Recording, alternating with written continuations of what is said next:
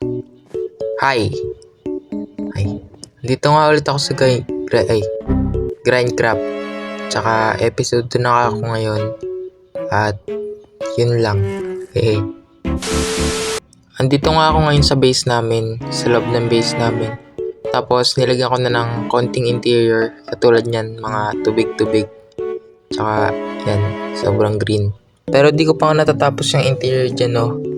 Kasi ewan ko, hindi ko matapos-tapos. Tapos, puro tapos. Tsaka ito naman yung taas, wala pa yung laman kasi hindi ko pa nga tapos. Yan, may ano dyan. Yan, puro rooftop. Tapos yun, gold farm. Tsaka, yun lang. Tapos dito naman paglabas, hindi pa makalabas. Dito sa labas, makikita mo spoiler. Pero di na yung spoiler. Tapos yan, meron dyang drown kasi hindi nagde-despawn yan. Alo, sumakay pa. Ewan ko ba't ko nilagay yan dyan, guard daw, guard. Tapos dito naman nilagyan ko ng tulay tsaka nilagyan ko rin ng maliit na lawa para wala lang design. Tapos, ano yan? Dalawa.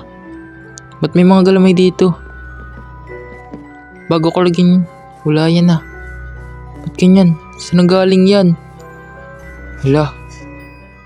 Parang delikado. What? Sino naglagay niyan? Ba't ganyan? Kulay green pa. Parang taing di natanawan. Ba't may ganyan? Ano kailangan kong gawin para mawala yan? Pero yun nga, ito na yung labas ng bahay. Maayos na tingnan pero ay galamay. Siguro ano kayong pwede i-build? Siguro mag-build na lang ako ng watchtower, no? Para makikita ko yung mga nangyayari sa base. Siguro dito ko na lang i-build yung watchtower. Mataas, yes. Pero bago ko muna siguro i-build yun, mag-enchant muna ako ng mga gamit. Kasi pasira na, lalo tong boots. Kasi lagi ako nahuhulog, walang feather falling. Magpapa-XP muna ako dun sa may gold farm namin. Tapos i-enchant ko na yung gamit ko. Tapos bibuild ko na. Yes. At yun nga, na-enchant ko na tong mga gamit ko. Pero hindi pa naman sila full enchant. Yung mga mahalaga lang na enchant, ganun. Pero okay na muna yan. Tapos siguro simulan ko na i-build yung watchtower. Maggagawa muna ako dito ng platform kung saan i-build. And dito ko na lang gagawin yung platform. Gagawa lang ako dyan ng bilog. Tapos dun ko ilalagay yung tower. Basta. Tapos tinry ko nga pala yung ibang controls dito.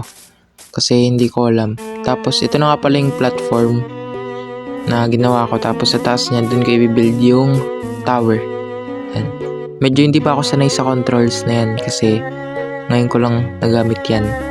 Hey, paano gawing split control yun? Yun, nagawa ko na palang split control. Tinanong ko lang kay JM, ba't si Steve yung skin ko? Pangit naman. Pero yun nga, i-build ko na agad yung watchtower ngayon din. Bago pa dumami yung mga galamay na yan. Kaya simulan ko na i-build game. Yan, nagawa ko na nga pala yung dito sa ilalim na part ng tower. Ganyan itsura niyan. Tapos nalagyan ko pa yan ng taas. Basta mataas pa yan. Tapos yan, tapos ko na nga pala yung sa may taas nung tower sa gitna. Ay basta taas na rin yan. Tapos yan dito sa gilid lalagyan ko. Parang umaba. Tapos basta yun nga. Tapos ko na gawin yung taas ng watchtower, lalagyan ko na lang yan ng bubong. Tsaka iba pang mga design. Tapos yung dito sa gilid. Pero parang humaba talaga to. Di ba kanina may silang yan? Doon pa papunta sa may tower ah. Mukhang delikado. Saan kaya nagagaling yan? Mukhang kailangan ko na agad matapos tong watchtower ah. Para ewan ko, ba't may ganyan? bubong na lang gagawin ko dyan. Tapos madali na lang yan. Let's go. At yun na nga, tapos ko na gawin yung watchtower. At siguro okay na yan. Bagal naman maglakad. Layo, ayan. Tapos ko na ala, parang lalong humaba. Papunta pa sa watchtower ah. Bakit? Ba't ganun? Anong mangyayari? Paano yan? Saan gagaling yan? Kaya nga ako nag-build ng watchtower para makita yan. Tapos yung watchtower naman yung sisirain mo. Pawat ka naman ya. Pero yun nga, ito nga pala yung itsura sa may taas ng watchtower. Ito yung sa may gilid. Yung parang basta hindi ko alam. Tapos dito naman sa may pinakataas, tubig lang nga pala yung ginamit ko dyan kasi sayang sa space kapag hagdan pa. Yan, ganyan tsura niya sa taas. Tignan mo yun, kitang-kita ka dyan, oh. Pag ikaw makyat dyan, kulay green, mukha ka pang tubol. Yan, nilagay ko rin bed dito para wala lang. Kitang-kita pati sa likod, oh. Ba't nakalutang spyglass mo, hoy? Kahina-hinala naman yun. Alamin na yan, grabe ka naman. Pero alam ko may malapit akong kapitbahay dito, dun sa gilid. Siguro try ko puntahan yun tapos hingi ako tulong. Yes. Dito nga ipapunta ako dun sa kapitbahay ko. Tapos malapit lang yung portal niya sa portal namin kaya pinuntahan ko na agad.